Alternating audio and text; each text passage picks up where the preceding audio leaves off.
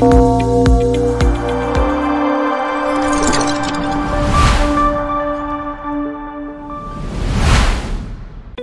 Business today आज मुख्य खबर। ओडिशा रे 50,000 कोटी विकासमूलक कार्यर उद्घाटन और शिलान्यास कले प्रधानमंत्री। ओडिशा प्रशासनिक सेवा परीक्षाफल प्रकाश, प्रियांशु टप्पर। सरकारी उद्योग कर्मचारी महंगा भत्तार 2% वृद्धि। अक्टोबर 8 रु आरआई और अमीन परीक्षा। पारादीप रु झारसुगुड़ा हेब औद्योगिक कॉरिडोर। ओडिशा रे द्वितीय जातीय मेडिएशन सम्मेलन आरंभ एवं शेषे होंडार नुआ बाइक CB350C। एबे विस्तृत संवाद। ओडिशा को प्रधानमंत्री नरेंद्र मोदी दशहरा भेटी। झारसुगुड़ा 50,000 कोटी ऊर्ध्व मूल्यर विकासमूलक कार्यर उद्घाटन और शिलान्यास कले प्रधानमंत्री नरेंद्र मोदी।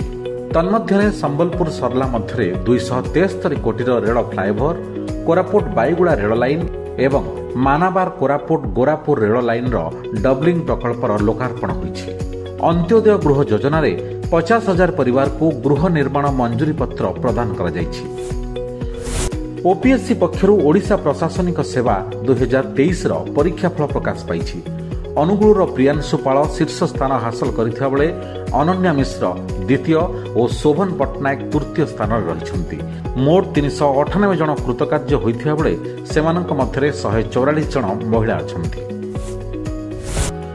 राज्यर सरकारी उद्योग कर्मचारी 2% महंगा भत्ता वृद्धि करिछन्ति मुख्यमंत्री मोहन चरण माझी। यह द्वारा सरकारी उद्योग कर्मचारी समुदाय महंगा भत्ता 53% रु 55% को वृद्धि पाइछि। एही वर्धित महंगा भत्ता पिछला भावे 2025 जनवरी 1 ठारू लागू हेबो। आसंता अक्टोबर 8 तारिखरू राजस्व निरीक्षक, अमीन, एआरआई, आईसीडीएस सुपरवाइजर परीक्षा हेबो। नवेम्बर 13 तारिख जाए एहार प्रिलिमिनारी परीक्षा अनुष्ठित हेबो बोली ओएसएसएससी पक्षरु विज्ञप्ति प्रकाश पाइछि।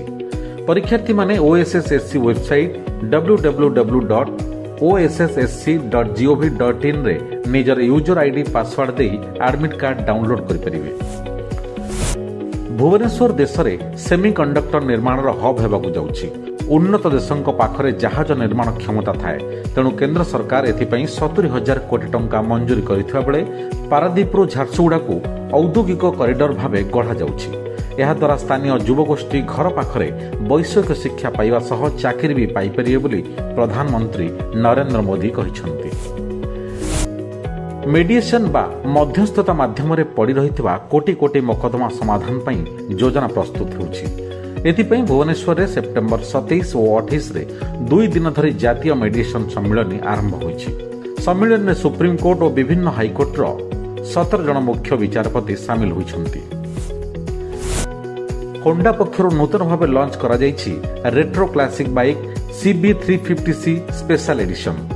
अक्टोबर प्रथम सप्ताहरु यह होंडा बिग विंग शोरूम गुड़िकर उपलब्ध हेबो। यार मूल्य रही 2,01,900 टंका। बुलेट सह ई बाइक रो डिजाइन रे अनेक सामंजस्य रही। It's all of your business. Business breaking.